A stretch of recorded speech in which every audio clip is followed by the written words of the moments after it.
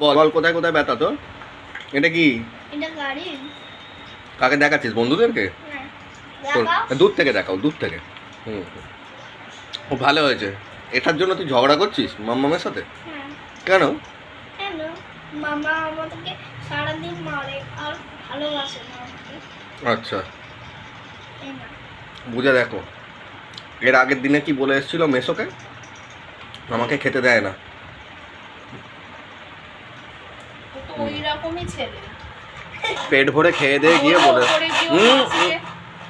ওর মাসিকে ওপরে গিয়ে বললো যে মাসি মাসি একটু পরোটা বানাও তো। তো মাসি বলছে কেন?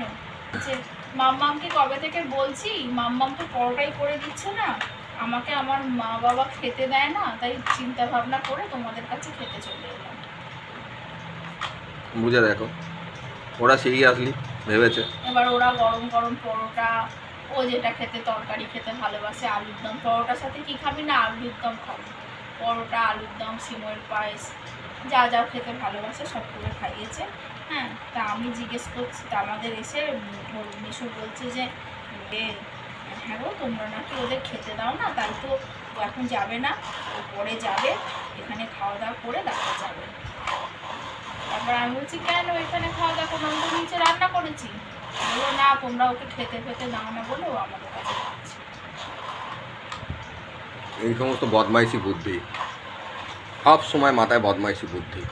যাও এখান থেকে, রাস্তায় গিয়ে খাবো।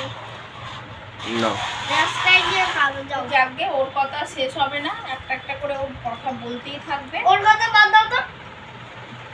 ওই একটা কথা শিখেছে আমাদের থেকে, আমরা বলি বাদ দাও তো।